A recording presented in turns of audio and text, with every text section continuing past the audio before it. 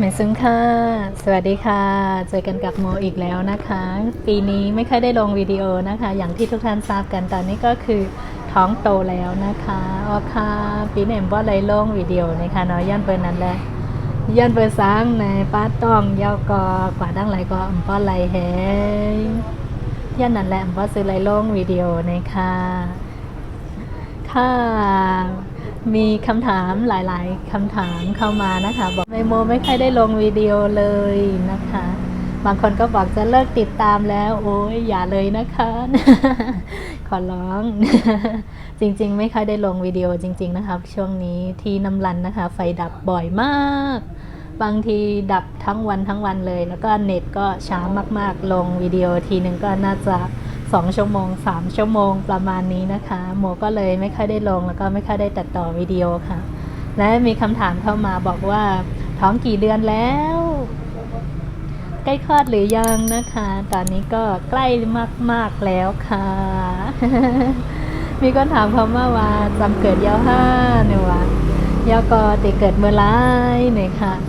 จำแห้งหนายาวค่ะเมื่อเร็วช่วงนี้ก็จะช่วยงานพี่แสงนะคะช่วงนี้ก็จะงานยุ่งนิดนึงนะคะเลยไม่ค่อยได้ถ่ายวิดีโอแล้วบางทีจะไปถ่ายวิดีโอก็ไม่สะดวกนะคะเพราะว่าคนท้องนี่จะไปถามอะไรใครอย่างนี้เฉยๆไม่ได้นะคะเลยไม่ค่อยได้ลงวิดีโอต้องขออภัยทุกท่านด้วยค่ะขอบคุณทุกท่านที่ยังติดตามเหมือนเดิมนะคะตอนนี้ก็คือยอดวิวยอดอะไรตกมากๆแต่ก็ไม่เป็นไรค่อยๆทำค่อยๆไปบางทีโมทำที่ทำลงไปนะคะไม่ได้หวังเพียงเงินอย่างเดียวนะคะค่ะมาเร็วก่อนก็ซื้อไลลงวิดีโอนะคะวันนี้ย้อนเปิดว่าใกล้เหตุการณ์จอยวีคำแสงเยอะก็กว่าหางเคิงปางแขกกว่าเจอในหันยันนั่นแหละว่าซื้อไรโล่งค่ะมีขอถามว่าป้าต้องไรลายเลินยาวเนี่ยค่ะตอนนี้มีคนถามคำถามยอดฮิตที่สุดก็คือท้องกี่เดือนแล้วอะไรอย่างนี้นะคะตอนนี้ก็ได้9 เดือนอยู่ใน9 เดือนแล้วค่ะก็คือเดือนนี้ก็คือจะเป็นกำหนดคลอดนะคะน่าจะเป็นวันที่23อะไรประมาณนี้นะคะแต่ว่าไม่แน่ใจจะเป็นก่อนหรือว่าหลังนะคะอ๋อค่ะมีคนถามคำว่าได้เกิดเมื่อไรในขณะนี้ก็จะเป็นเดือนเกิดนะคะเนาะเดือนเกิดก็ได้เป็นวันที่23 January นะคะก็หนาว่าได้เป็นออนตั้งหรือไว้เล่นแต่ไปคู่นะคะเพราะฉะนั้นไปตัวหามาเร็วก็จำมาแห้งๆแหนมเยี่ยวค่ะตอนนี้ก็คือใกล้ที่สุดแล้วนะคะแล้วมีการเตรียมตัวอะไรบ้างนะคะตอนนี้ก็คือไม่ค่อยได้เตรียมตัวอะไรมากส่วนมากก็จะพักผ่อนให้เพียงพอนะคะแล้วก็ทานอาหารให้ครบ5 หมู่หรือสิ่งที่อยากทานก็จะพยายามทานก่อนนะคะเพราะว่าหลังจากคลอดแล้วก็จะไม่ได้ทานอะไรแล้วนะคะก็ทานแต่ว่าเพียงแต่คนไทยใหญ่ก็จะถือมากๆเลยอย่างเช่นไม่ทานนู่นไม่ได้ทานนี่ไม่ได้อะไรส่วนมากก็จะเป็นไข่แล้วก็ไก่และผักใบเขียวก็ทานมั่วซั่วไม่ได้ด้วยนะคะต้องอยู่ในเดือนประมาณเดือนหนึ่งก็คือทานอะไรมั่วซั่วไม่ได้นั่นเองค่ะอ๋อค่ะแต่เกิดลูกในหางแฮนอีสังหลายๆนี่ค่ะก็บ่มีลองหางแฮนอีสังหนังเก่าค่ะนั่นไว้เหมือนเจ้าหนังว่าใครกินหางก็กินแฮแล้วก็ใครเฮ็ดสังก็เฮ็ดเถอะก็หนาว่านอนหายใจ8 ชั่วโมง9 ชั่วโมงเช่นไรคันก็เตลือปันนำแฮแล้วก็ป้อซื้อกว่าดั้งไหลนั่นหันโมก็จะเป็นท้องแรกด้วยนะคะก็เลยเขาบอกว่าเวลาจะไปคลอดลูกหรืออะไรอย่างนี้เวลาจะซื้อเสื้อผ้าอะไรอย่างนี้นะคะก็คือซื้อก่อนไม่ได้นะคะความเชื่อของทางนี้นะคะก็จะเป็นการที่คนอื่นให้เสื้อผ้าเก่าๆมาก่อนไม่ใช่ว่าเก่าๆให้คนอื่นให้เสื้อผ้ามาเราถึงจะไปเตรียมเสื้อผ้าลูกได้นะคะถ้าเป็นคนไทยใหญ่ค่ะอ๋อค่ะคนไทยเขาทำหนังแต่ก็เตยหยุ่มยำว่าเหมือนจังหนัง ว่าไปไล่ฮับโคอันเปิ้นปันเย่าในเฮาคาเต็มไล่ซื้อโคไว้ในค่ะเนาะย้อนเปิดสั่งในบ่ว่าเฮาซื้อไว้มันเข้ากับหัววันมื้อหน้ามันจะเป็นนิสังมาในนั่นขนาดลองย้ำแต่ก็หัวเป็นย้อนเปิดสั่งแทนก็น่ะก็เปิ้นลัดก็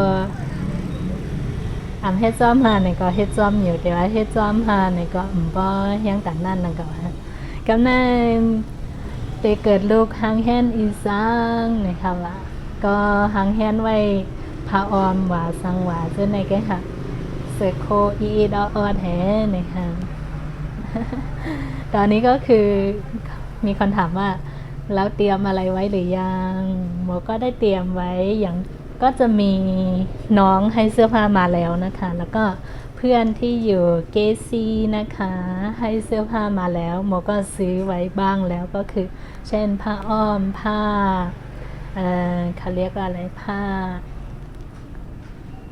สำหรับห่อตัวอะไรอย่างนี้ซื้อไว้เรียบร้อยแล้วค่ะหมวกแล้วก็อะไรแล้วก็จะมีเพื่อนจากเกซีนะคะถักหมวกแล้วก็รองเท้ามาให้น่ารักมากหมวยังไม่กล้าแกะดูเลยหมวก็เพราะว่าจะมาแกะดูให้ทุกท่านได้ชมพร้อมๆกันค่ะเดี๋ยวหมจะให้ดูนะคะรองเท้าน่ารักขนาดไหนนี่ อันนี้ก็คือเพื่อนถักให้นะคะจริงๆอันตราซาวด์มาในหมอบอกว่าจะเป็นผู้หญิงนะคะเสื้อผ้าก็จะสีชมพูหน่อยค่ะพอดีเพื่อนที่อยู่เกซี่นะคะมีลูก2แล้วนะคะเขาก็จะส่งถักมาให้แล้วก็ส่งเสื้อผ้าน้องมาให้นะคะน่ารักมากๆนี่คือเพื่อนถักเองเลยนะคะในเวนแต่ก็โทฮังกอยนี่ค่ะนะเป็นแคปตินค่ะเนาะกว่าอันจะเศร้ามาว่าเป็นก้นยิงนี่แหละเฮ็ดไว้เป็นก้นยิงกันนะว่าที่ออกมาเป็นก้นยิงอย่างก้นใจได้ไปฮู้ค่ะลองแคปตินแฮยาก็เดมี่มาโคแฮหลีหักเวใจค่ะกระดำปอมอโทษเจอในกันทันนี่ก็คือเพื่อนทักมาให้เช่นเดียวกันนะคะก็จะเป็นชุดเลยน่ารักมากตอนนี้ก็จะทำคลิปคือลูกหน่อยนะคะไม่ถึงกับว่าขนาดนั้นแต่ก็มาอัปเดตให้ทุกท่านได้ชมอะไรอย่างนี้ค่ะรองเท้ากับหมวกแล้วก็มีเสื้อผ้าอีกค่ะที่โมเตรียมไว้เดี๋ยวไปดูกันนะคะว่ามีอะไรบ้างค่ะเห็นก้าหานานค่ะหางแห้นไว้แต่ดีกว่าดีห้องยาเนี่ยมีอีสังหลายๆเนี่ยเข้ามาด้วยค่ะแล้วก็แต่ก่อนส่งมาเนี่ยเดี๋ยวมีเซอร์โค้ดลีฮักเจิ้งหือเนี่ยเขาอ่อนกันกับด้วยซ้ำกันค่ะค่ะนี่ก็คือกล่องที่โมเตรียมไว้นะคะเวลาไปโรงพยาบาลนะคะจริงๆโรงพยาบาลก็ใกล้ๆตรงนี้เองนะคะเพราะโรงพยาบาลใกล้ๆก็เลยใส่แค่กล่องอย่างนี้ไปเพราะว่าอันนี้ปิดมิดชิดหน่อยนะคะก็จะไม่มีฝุ่นไม่มีอะไรเข้าอันนี้ก็คือซักซื้อมาแล้วก็ซักหมดเรียบร้อยแล้วค่ะทั้งหมดนะคะก็จะมีผ้าอ้อมแล้วก็ผ้าขาวสำหรับห่อตัวเพราะอยู่ช่วงฤดูหนาวนะคะก็จะมี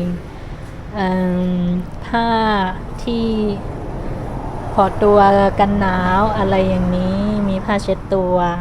อันนี้ก็โมถักเองนะคะในก็ขายให้ทั้งโกย มองติ้นมองมือก็จะเตรียมไว้อะไรประมาณนี้ค่ะโมจะเตรียมไว้ไม่มากค่ะก็แค่นี้คร่าวๆก็เตรียมบ่หางแห่นนำอีสังหนังเก่าฮานาเลยแฮผ้าออมแม้ตาหอโตข้าวกัดแฮแล้วก็มีผ้าปกว่าสังว่าเส้นในฮะน้องปันมาแฮแต่ก็ปันมาว่าเส้นในก็ได้อยู่ในทั้งหมดค่ะอันนี้ซะมันแต่ก็ปันมานี่ค่ะในก็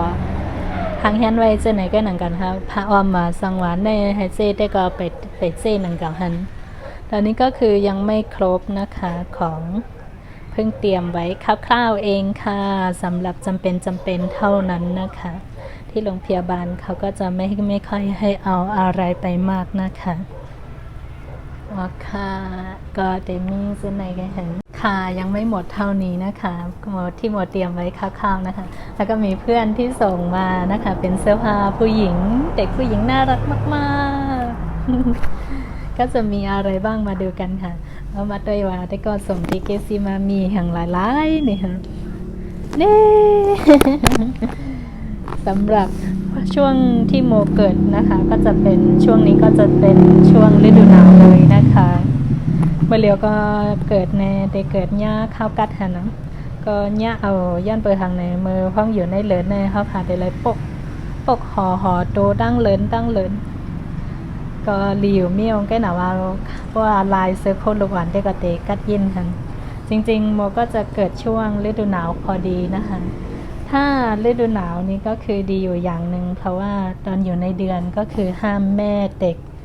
ห้ามคนคลอดใหม่ๆทำอะไรนะคะนอกจากนอนกล่อมลูกทั้งวันทั้งคืนก็จะทำอะไรไม่ได้เลยอันนั้นก็ห้ามอันนี้ก็ห้ามแต่เราจะอยู่ได้ไหมนะ งั้นเรามาดูเสื้อผ้าที่ส่งมาจากเพื่อนที่ส่งมาจากเกซีนะคะ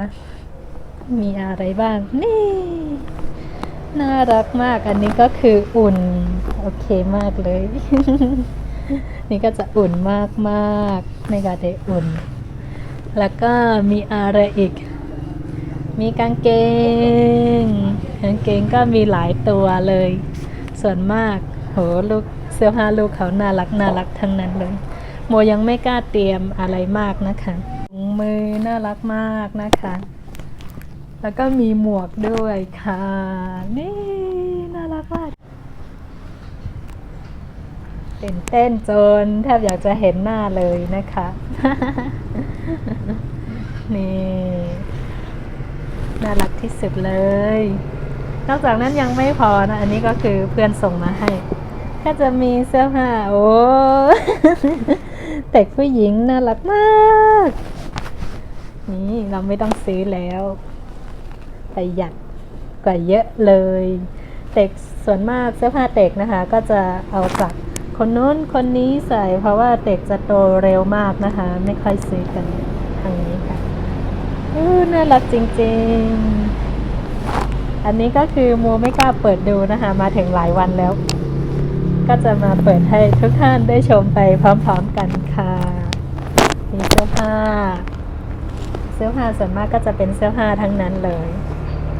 น่ารักที่สุดว้าว ดีใจมากๆค่ะนี่ น่ารักมากเลยลิฮักเปิดใจในกาเกซีส่งมาปันในหังลีลิฮักห้ามน้ำแต่ก็เต็มบอซื้อเสือโคกะเหยฮะเนาะยันวาลูกอ่อนในเขาเจียวก็ใหญ่หนาเห็นเต็มบอซื้อปันใส่กะเหยห้ามน้ำก็จะเป็นเปิ้นมาปันก็นั่นก็ในมาปันนี่เฮก็ใส่กว่าเห็นไหนแกหันว้าว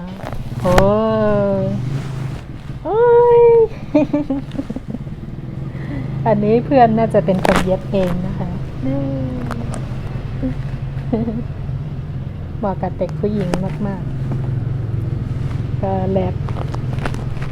หลวนยิ้มแล้วก็เดี๋ยวนี้พาลาเฮแล้วก็มี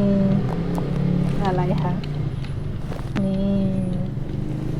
ภาษาไทยใหญ่เรียกพาลาแต่ว่าภาษาไทยโมจำไม่ได้แล้วว่าเรียกอะไรโอ้ดีจังเลยขอบคุณมากๆเลยนะคะยิ้มส้มใหญ่ๆน้ำๆค่ะก็จะมีเพียงเท่านี้นะคะสิ่งที่จะเอาไปโรงพยาบาลก็คร่าวๆแค่นี้เหลือก็แต่จะเป็นสบู่แป้งอะไรอย่างนี้นะคะการด่าเตียวกว่าห้องยาเต้ก็มีกันได้ก็หนังกันค่ะก็หนาว่าไปเซมดในคณะเกิดแทงอันครีมอาบน้ำว่าเผาดาวจะในหันเหลือแป้งแล้วก็ครีมอาบน้ำอะไรอย่างนี้นะคะอันนั้นก็อีกหน่อยค่อยไปซื้อ ช่วงนี้ไม่ค่อยได้ลงวิดีโอนะคะแล้วตอนหลังจากกลับจากนานางนะคะก็ไปสอน สามเณรทุกวันจะได้จบเล่มก่อนคลอดนะคะ จะได้ไม่ต้องรบกวนพระอาจารย์เขานะคะตอนนี้ก็เลยไม่ค่อยได้ลงวิดีโอนั่นเองค่ะเอาค่ะวันเดียวก็เตรียมว่าเลยลงวิดีโอนะคะเนาะสอนลิกเฮยกจอยดีเสียงเฮยันนั่นแหละว่าเลยลงนี่ค่ะว่าสอนลิกในเดอันสอนให้เยาว์ก่อนเกิดนะคะเนาะว่าเกิดลูกมาเด่นสังเฮ็ดสังนะคะหลังจากคลอดก็คือจะทำอะไรไม่ได้ก็เลยจะทำพยายามเคลียร์ทุกอย่างให้เสร็จก่อนคลอดนะคะ ตอนนี้ยังไม่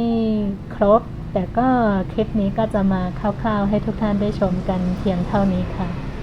งั้นเจอกันใหม่คลิปวิดีโอหน้านะคะอย่าลืมติดตามโมด้วยนะคะขอบคุณทุกท่านที่ยังติดตามแล้วก็ยังรอคอยคลิปถึงแม้ไม่ค่อยมีอะไรน่าสนใจมากแต่ทุกท่านก็ยังให้กำลังใจมาโดยตลอดนะคะขอบคุณจริงๆค่ะงั้นเจอกันใหม่ในคลิปวิดีโอหน้าค่ะโอเคยินจมใหญ่ๆนำตีปันแห้งค่ะยอก็ยินจมตันตาตั้งหันถึงกูก็นะคะนะขอบคุณสำหรับทุกความคิดเห็นแล้วก็ทุกกำลังใจนะคะบางทีโมตอบนะคะแต่ว่าเพียงแต่อินเทอร์เน็ตทางนี้นะคะไฟดับบ้างแล้วก็อินเทอร์เน็ตช้าบ้างบางทีตอบไปแล้วมันก็เด้งออกอะไรอย่างนี้เลยเวลาตอบแล้วบางทีตอบยาวเลยพอกลับมาดูไม่มีอะไรอย่างนี้ก็เลยไม่ได้ตอบความคิดเห็นทุกท่านแล้วค่ะอัน